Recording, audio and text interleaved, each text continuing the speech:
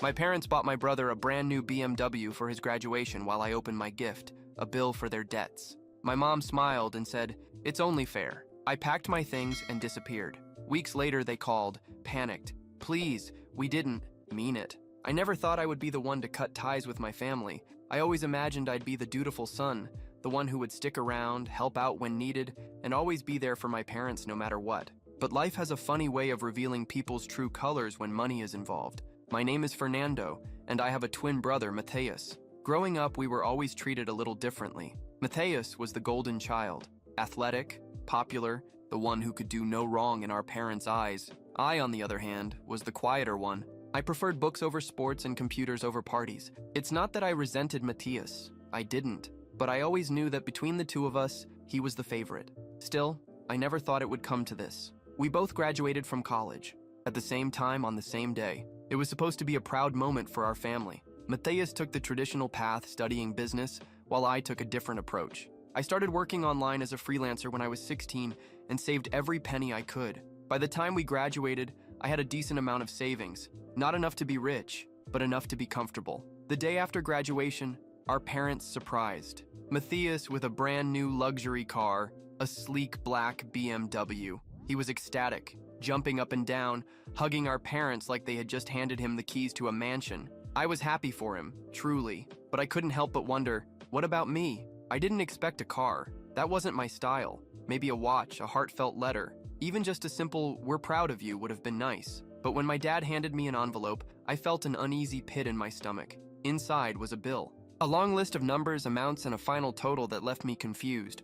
"What is this?" I asked. My mom smiled as if she had just given me the best gift in the world. "It's only fair, Fernando. You've been working for years. You've saved up so much. It's time for you to help the family." My dad nodded. "Mateus hasn't saved anything yet. He'll need help getting started in life. But you're responsible. You have money. This is just a small way to contribute." I felt my blood run cold. They weren't giving me a gift.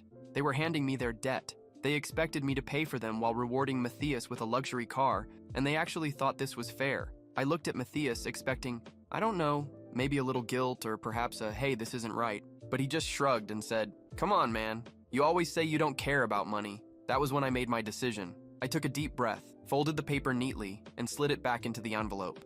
"Thank you for this," I said evenly. "It's a real eye-opener." My mom beamed. "I knew you'd understand." I smiled back, then packed my bags and left. I didn't yell, I didn't argue. I just walked out. They didn't try to stop me. I don't think they fully realized what I was doing. Not yet, anyway. But that would change soon enough. 2 weeks later, I got the first desperate call. I ignored the first, then the second. By the third, my voicemail was full of messages from my parents, my brother, even my aunt. At first, they were casual. "Hey, Fernando, we just wanted to check in. Call us back." Then they became more urgent. "Fernando, why aren't you answering? We need to talk." And finally came the desperation. "Please, Fernando, we didn't mean it like that.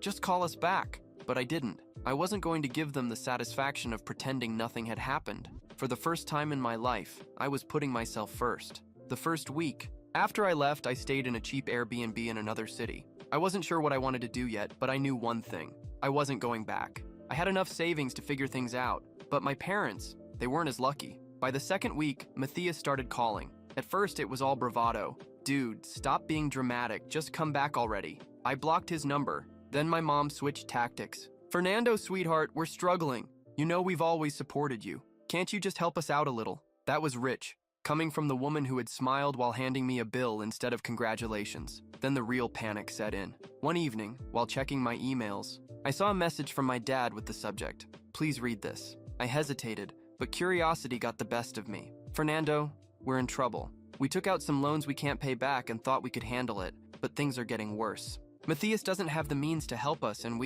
you've always been so independent and responsible. We misjudged the situation, and for that, I'm sorry, but we need you. Please at least call us back." I stared at the email for a long time. It was the first time they had even come close to admitting they were wrong. But still, it wasn't a real apology. They weren't sorry for how they had treated me. They were sorry because I had left, and now, their perfect golden child wasn't enough to fix their problems. For years, I had watched my parents favor Mateus, give him everything, excuse his mistakes, while expecting me to be the responsible one. And now, when their choices finally caught up to them, who did they turn to? Me? Because Mateus, The son they had prioritized for years wasn't capable of helping them. I closed the email without responding. A few days later, I got the call that changed everything. It was my aunt. For the first time, I hesitated before ignoring it. I stared at my phone for a moment before deciding to pick up. I didn't know what to expect from her. She wasn't as involved in the drama, but she had always been somewhat of a peacemaker between me and my parents. Fernando? Her voice was soft, almost pleading. Can we talk for a minute? I sighed. About what? About your parents. They're worried about you. Yeah, I said, keeping my tone level. But I think they're a little more worried about themselves right now. There was a long pause. Then she said, please don't be like this. They made a mistake. They thought you would understand. They didn't mean for things to go this way. I could hear the desperation in her voice, but I wasn't backing down. Not now. Not after everything that had happened. Taking a deep breath, I asked the question that had been swirling in my mind for days. Aunt Camilla, tell me something. Why did they buy Matthias a car if they were struggling? If they were in debt? How? Is that even possible? How could they think that was okay? There was another long pause. Then finally she spoke, but her voice was shaky. I don't know, Fernando. They always wanted to give Matthias the best and thought it would be a good way to celebrate his graduation. They never imagined you would leave over it. I felt the weight of her words, but it didn't change anything. My parents had always put Matthias first, given him whatever he wanted. And me? What did I get for graduating? A bill. I couldn't keep the bitterness out of my voice. She was quiet for a moment, not knowing how to respond. They didn't know how to show you they were proud of you, Fernando. They thought you would understand because you've always been responsible. But they were wrong and they regret it. I shook my head even though she couldn't see me. It's not about that. It's about respect. It's about how they've treated me all these years. How they've always put Matthias on a pedestal and expected me to take care of everything else. I could feel anger rising, but I kept my voice steady. They didn't give me a car. They didn't give me an opportunity. Not even a proper thank you for everything I've done. Instead, they gave me their problems, and now they want me to fix them. Aunt Camila was silent for a long time. Fernando, I think they're finally realizing they've messed up. They just don't know how to fix it. Please come home. Let them make it up to you. I wasn't sure if I could. The emotional toll was too heavy, but something inside softened just a little. Maybe, I said. But they have to show me they're serious. This can't just be another excuse. If they really want to fix things, they need to prove it. Aunt Camilla sighed in relief. Thank you, Fernando. I know this isn't easy. Before I could respond, she added, but there's something you should know. What? Matthias called me too. He's been asking if you'll come back. He's not as indifferent as you think. I frowned. Really? He's actually concerned? Yes, she said quietly. But it's more than that. He's starting to see the bigger picture. He's starting to realize just how much you've done for the family and how much he's taken for granted. I didn't know what to think. Matthias, the golden boy, realizing his actions? It sounded too good to be true. But maybe, just maybe, things could change. I still didn't know if I was ready to go back. But something told me this story wasn't over yet. And in our next conversation, I would hear something that would finally push me to make a choice. The days passed as I stayed in my little Airbnb, sorting through my thoughts, still refusing to call back. But then something unexpected happened. It was Thursday evening when my phone buzzed. I didn't recognize the number but answered anyway. Fernando? It was Matthias. Yeah, I replied coolly. His voice shook, and there was a long pause before he spoke again. Fernando, I'm sorry, but things got worse. My heart sank, but part of me couldn't help but feel vindicated. What happened? Matthias hesitated, then finally admitted, Mom and Dad, they didn't listen. I tried talking to them, but they're stubborn. They kept insisting they'd manage. But now, he took a deep breath before saying the words that would change everything. They had to sell the car. My chest tightened, but part of me felt satisfied. They sold the car? I repeated coldly. Yeah, Matthias's voice cracked. They had no choice. The bills piled up, and we couldn't keep up with payments anymore. They sold it to cover some of their debt.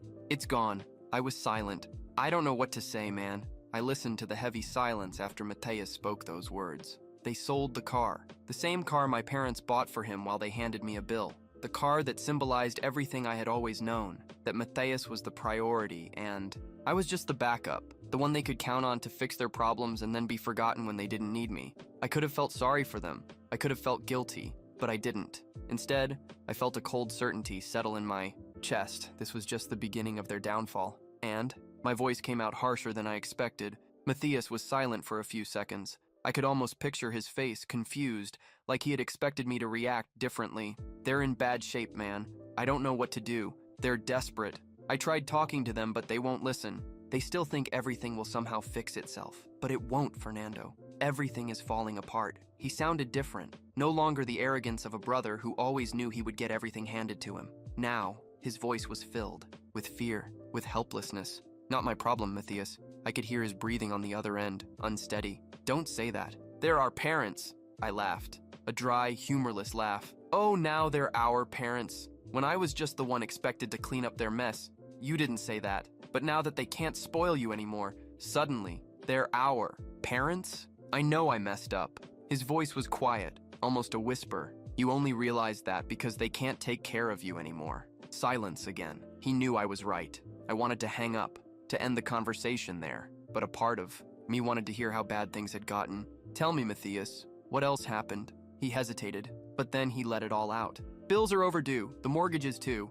They took out more loans trying to keep everything going. Now the banks are calling non-stop and they don't know what to do. Yesterday, Dad collapsed. I've never seen him like that. He didn't talk to anyone all day. He just sat in the living room staring at the wall. My heart clenched for a second, but I didn't let it show. They have to deal with it, Matthias. I already did my part for years. Now, it's their turn. He let out a long sigh. Fernando, I know you're angry, but if this keeps going, they'll lose everything. Maybe that's what they deserve. The coldness in my voice shocked him, but it was the truth. My parents had always acted as if they were untouchable, as if their decisions had no real consequences, because in the end, I was always there to catch them, but not anymore, and now they were falling. Are you really not going to do anything? Matthias asked, disbelief heavy in his voice. I took a deep breath, choosing my words carefully. They have you. You were always the chosen one, the favorite. Now it's your turn to handle this. I hung up before he could respond. The next few days, the calls increased.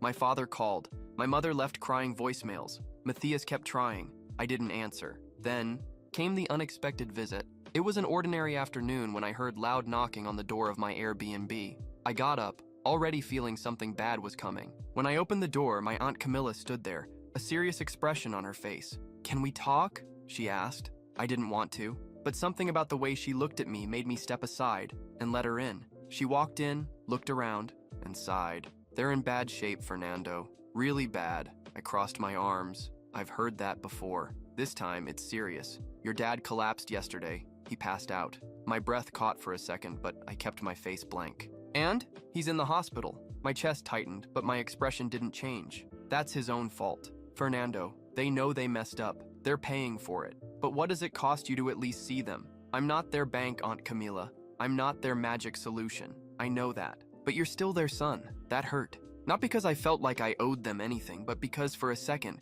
it reminded me that despite everything, a part of me still cared. But caring didn't change anything. I looked at her and shook my head. If they want me to forgive them, they need to do more than cry and beg. They need to prove they've changed, because I'm not that kid anymore. I'm not the one who accepts being pushed aside while Matthias is treated like a king. She studied me for a moment before sighing. Then what do you want, Fernando? I stared out the window thinking, what did I want? Justice? Revenge? Just the satisfaction of knowing they finally saw they couldn't use me anymore? I didn't know yet. But one thing was certain, I wasn't running back to save anyone. If they wanted to fix something, they'd have to do it without dragging me into it. Again, she looked at me a little longer, then stood up. So it's decided. You're not going to help. No, not until they show me that they don't just see me as their safety net. She nodded slowly and walked toward the door. Before leaving, she gave me one last look. I just hope they realize it in time, before it's too late. Then she was gone. I stood there,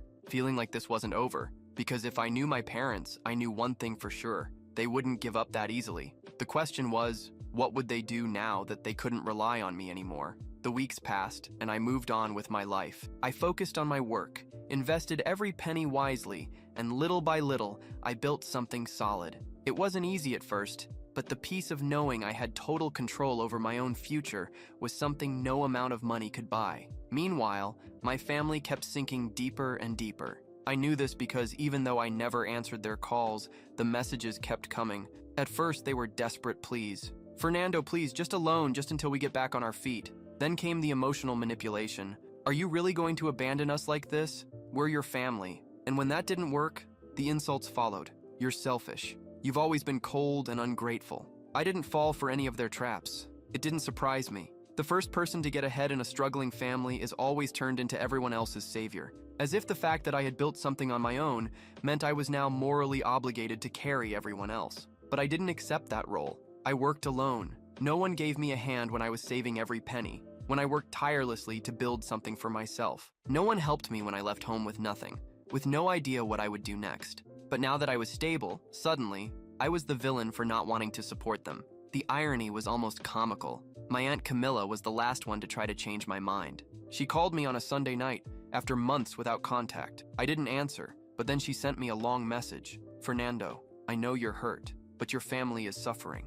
Your parents have lost almost everything. Mateus is trying to hold things together, but he doesn't have the same resources you do. Are you really going to let them fall like this? They have always been your family, no matter what happened. You could make a difference, but you're choosing to turn your back on them. Can you live with that?" I read the message and stared at the screen for a long time. My response was short. "Camilla, I am not financially responsible for anyone but myself. No one helped me when I needed it. I have no obligation to fix other people's problems now. I hope they understand that someday." I hit send and muted all notifications. After that, the break was final. My family completely excluded me. The messages stopped, the calls disappeared, and the few relatives who once pretended to care about me now acted like I didn't exist. I was treated as a traitor, a selfish person who abandoned his family in their worst moment. If an outsider heard their version of the story, they might think I was a terrible person. But no one from the outside saw the years of neglect, of indifference, the years where I was only a resource while Matthias was the beloved son. The truth was, deep down, my family never saw me as one of them. I was just an investment, and when that investment didn't give them the expected return, they decided I was worthless. The most ironic part of all this, they still believed they were right, because in their minds, I had money. I had made it. So, I had to help. That's how many families work. The first one to break the cycle of poverty is always expected to be the savior, as if simply achieving something meant they were now obligated to share it and take care of everyone else. But no one thinks about the other side. No one thinks about the effort, the sacrifices, the years of struggle it takes to build something alone, and most importantly, no one thinks about whether that person even wants to carry that burden. I didn't. I chose to live my life without giving, into the emotional manipulation of people who only saw me as a walking ATM. And in the end, I realized something liberating. I never needed them, and that's exactly why I succeeded.